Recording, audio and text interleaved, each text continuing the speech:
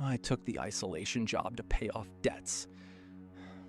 The radio died at 9. At 10, through the storm, I heard the crunch of snow. Someone struck the 4-foot-thick concrete wall 3 times from the outside. Hey! Who's out there? The door is unlocked! Push! The massive steel handle violently jerked down. Someone was trying to break the lock. It was 35 below zero outside. The thing was freezing me out. I lunged into the hallway, and a pale, rancid-smelling nothingness with impossibly long arms pinned me down, its jaw unhinged, revealing rows of translucent fangs. Choke on this, you... I shoved the flare gun into its throat and fired. The creature ignited from the inside and collapsed dead in the snow. Oh, Michael, it's Andrew, the last keeper. Rescue teams found their nest in the old uranium mine. Radiation mutated the trapped miners. If you killed one, run. There are 3 more coming. Get out of there. I'm not dying in this metal box. The village is 3 miles away. Grab your knives. We walk while our knees still bend. You insane? Visibility is 2 feet. 1 step away from the hood is certain death. Sam, someone is singing out there. Oh my God. Welcome, the earth, for dust you are. Death walks behind your white tracks. A figure grew out of the whiteout. An emaciated albino with no nose or lips. Instead of eyes, 2 perfectly circular, bottomless black craters. It unleashed an ear-shattering shriek. We scattered blindly. Your buddy Kevin just froze to death. No monsters, Samuel. Kevin was frozen solid. His clothes were folded neatly next to him. His eyeballs had been surgically extracted, and his mouth was torn to his ears in a silent scream. And from the deep woods, I heard that vibrating bass once more. It's waiting for the next storm. When the debt collectors backed me into a corner, I was ready for anything to get that 5-figure contract. A logging camp on the edge of Alaska. The pay is insane, David. But the last operator walked into the blizzard in his underwear 2 days before his shift ended. The risk isn't for everyone. Management blames grizzly bears, but deep in the woods we find damavinas, old stilt coffins of religious fanatics. They ordered us to smash them. That's when it woke up. Tall, white, with coal black eye sockets. We secure the truck and head back. Move! The wind suddenly died. Right at the edge of my flashlight beam, it appeared. A tall, grotesquely bent white figure, frozen in mid-stride. Ryan, get back. It's gonna eat you. Hey, you cowards! Get over here! Look at your demon! Instead of breaking bones, it was a dull plastic thud. It was a heavy mannequin covered in white industrial clay. The mysticism evaporated. The veteran workers created the illusion to keep terrified rookies away from the far warehouses where illegal timber smuggling was booming. The most terrifying monsters in the polar night walk on 2 legs. Being a night guard at the old mall felt like easy money. Until the phone rang. Brandon, do not hang up.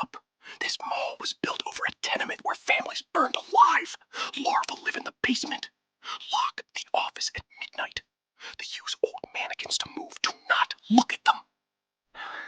I went down to investigate a child's laugh in the vents. Just 3 filthy dolls. I turned my back for 1 second. Oh, God. You were just standing by the wall. A little girl mannequin was now standing right in front of me, pointing at my face. Fresh human blood glistened on her dress. With every flash of light, they got closer. The bride mannequin appeared 4 inches from my face. The scorched plastic bubbled and her painted lips parted to reveal rows of living, bloody human teeth. Help! Let me out! I smashed her head with my flashlight, broke through the door, and barricaded myself until dawn. At sunrise, my boss handed me the doll's blue bow, found right outside my office door. They had waited for me all night. I heard this story from a random fellow traveler on a night train heading to Boston. His name was Arthur. Looking at his battered coat and tired eyes, it was hard to guess that he had once been a respected professor of philology, having given half his life to the university. But that night, to the rhythmic beat of the wheels, he looked like a man who had lost absolutely everything and was now running without looking back from something hiding in the dark. I won't bore you with the details of my downfall. It's very sad and unlikely to interest anyone. I'll just say that I was kicked out of the department under a false pretext. I didn't become a night watchman right away. At first, I tried to make ends meet as a tutor, but my nerves weren't the same. My age simply wouldn't let me tolerate the antics of spoiled teenagers. I intentionally looked for a shift job, in the middle of nowhere, far away from cities and for a long term. I didn't worry about money. I had saved up a decent amount. It was all about my soul.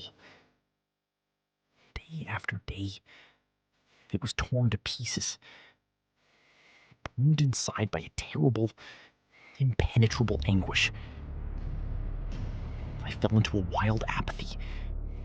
Didn't leave the house for weeks, and because of the guilt, I grew even lazier. A neighbor saved me. She said an acquaintance of hers was looking for a night watchman at an old property, the Blackwood Farm in northern Maine. She hooked me up with a local big shot, a shady guy in a leather jacket, looking like a typical mobster from crime movies. He owned a private security agency and he needed an unpretentious man. By the beginning of October, I was brought to the location. My area of responsibility consisted of broken gates and a checkpoint booth that looked like a rusty train car without wheels. The schedule was 24 hours on, 48 hours off. It was simple. At 4 in the afternoon, a tractor would arrive, I'd open the gates, let him through, and by evening the harvester would return. I'd repeat the process. The previous watchman, Sam, whose place I took, had just vanished into thin air, according to the management. Idiot that I was, it didn't bother me at all. I figured the guy just went on a heavy drinking bender. Happens to the best of us. The farm itself hadn't operated for about 30 years, and the environment around was, to put it mildly, depressing. On one side was a dense forest. On the other 3, empty, dead fields. At first, I didn't stick my nose out of the booth at all. It had all the amenities, including a TV with a couple of channels. But then boredom dragged me outside by force. I began to violate protocol, walking about 200 meters away from the farm, wandering through the dry stubble under a gray autumn sky. I unsling the scratched 12-gauge shotgun the boss gave me, imagining myself as a hunter or a soldier. In short, I was acting like a kid, just to drown out my thoughts. I didn't venture into the farm territory itself at first. It repulsed me. A strange, sticky silence hung among the half-ruined barns. But most of all, I was fascinated by the elevator. And so, walking near it one evening, I heard this strange, muffled dog bark. Goosebumps instantly covered my skin, and my fingers gripped the shotgun. I moved toward the sound, trying not to rustle the leaves, and right behind the elevator, I found an old wooden barn with a heavy iron door. I yanked the handle. It was locked tight. Shining my flashlight, I gasped. All the hinges and joints were covered in crude weld seams. I gently tapped the buttstock against the iron and recoiled in surprise. A hollow, drawn-out groan came from the barn, which was immediately replaced by rapid, heavy wheezing. It was as if an emaciated, dying dog possessing human intelligence was pitifully begging me for help. I walked all around the building looking for a gap between the boards, wanting to peek inside, but the old wood had dried up and closed tightly like a shell. My heart was breaking with pity. I returned to the checkpoint, dialed the boss, and in one breath poured out everything. That a dog was locked in the barn, howling, suffocating, and we needed to do something. At first, there was some disgruntled grunting in the receiver, and then the boss's chilling, strict voice rang out. "What were you ordered to do, Professor? Sit tight on your ass at the checkpoint and don't wander around the property. Don't interfere with the wolves hunting." A lump caught in my throat. I sat in dead silence the whole evening, and by nightfall, I felt truly terrified. My sleep that night was like a drunken delirium. Scraps of thoughts intertwined with nightmares, projecting frightening human silhouettes onto the green walls of the booth. And suddenly, a sharp, deafening crunch of shattering glass hit my ears. I jumped up from the bed, almost losing consciousness from the fright. Shards of the broken window gleamed on the floor in the blinding light of the desk lamp. Shaking in a fever, I grabbed the gun, put on my shoes, and rushed outside. The single spotlight on the roof barely dispelled the darkness. Its light wasn't enough to see anything by the barn. I took a step back to return for a powerful flashlight, and then my eyes fell on the ground right beneath the broken window. Imprinted clearly in the mud were the tracks of huge dog paws. But the depth of the prints suggested that this creature weighed around 600 pounds. Panic hit my head. I dialed the boss again, breaking into a scream, yelling that some messed up thing was happening on the farm. He fell silent, and then replied, surprisingly calmly, "Stay in the booth. Don't go anywhere. I'm sending my man to you. He'll handle it." But that didn't suit me. My fear turned into a mad resolve. I found an iron hook on the fireboard, threw on my coat, took the shotgun and flashlight, and walked back to the barn the long way around, through the dump. With the iron hook, I pried open one board of the barn, then another, kicked it, and having made a hole, directed the flashlight beam inside. First, I saw a huge, gaping hole in the building's ceiling, and when I lowered my gaze, a zinc coffin appeared in the pale light. My insides felt like they were ground into dust, my heart beating at its limit. I forced my leaden legs to take a couple of steps inside. The creaking floor was littered with rotting straw. And in the corner, right under the hole in the roof, pale human bones covered in cracks lay in a neat pile. The coffin itself in the center was empty, and its lid, a warped zinc sheet, lay nearby. I accidentally nudged it with my bare foot. The sheet jerked and made that exact hollow, drawn-out sound. And then a cold sweat broke over me. I doubted my own sanity. The creature wasn't barking. It was the scraping of the zinc lid, which it was moving from the inside.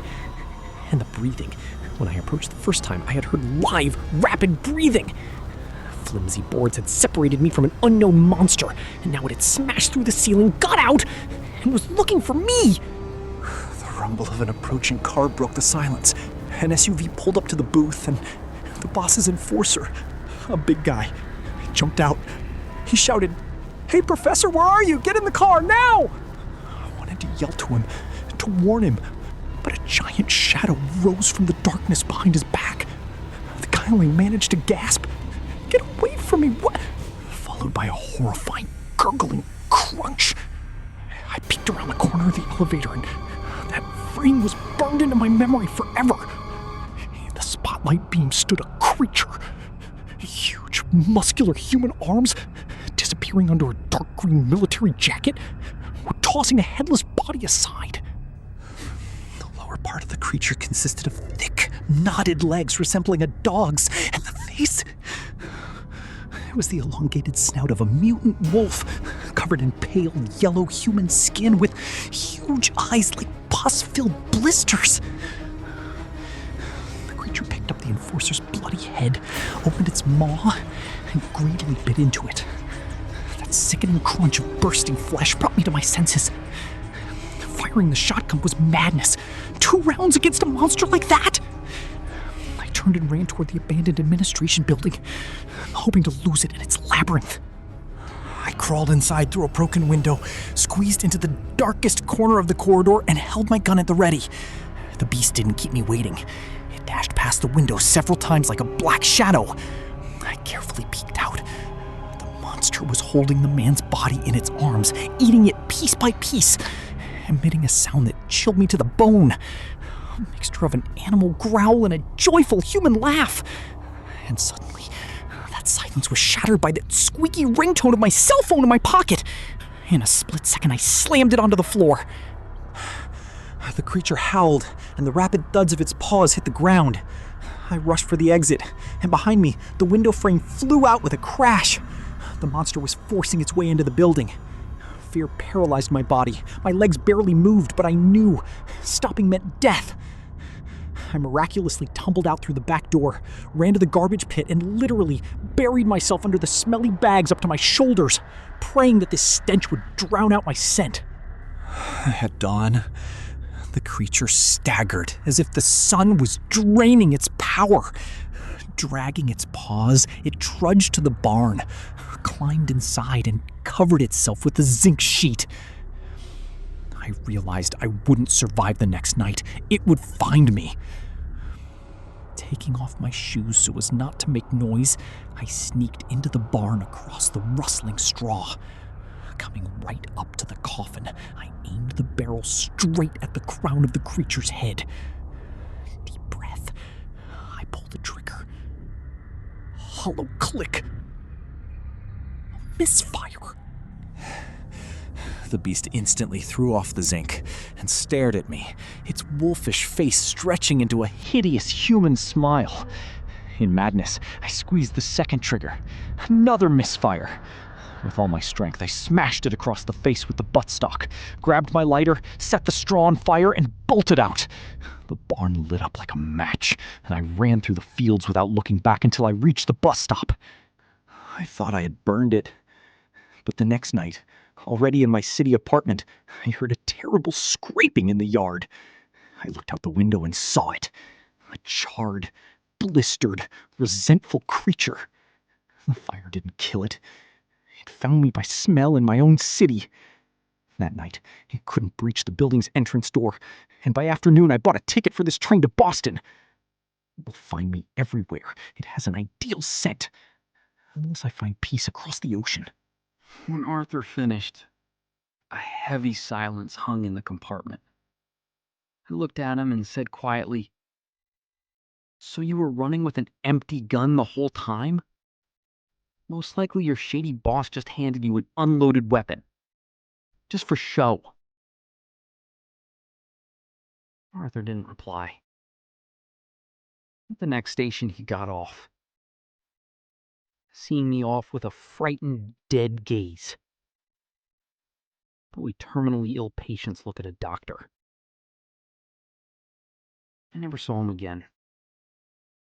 But now, whenever I close the curtains in my bedroom, I listen to the night sounds every single time, terrified of hearing the hollow scrape of a zinc lid from the yard.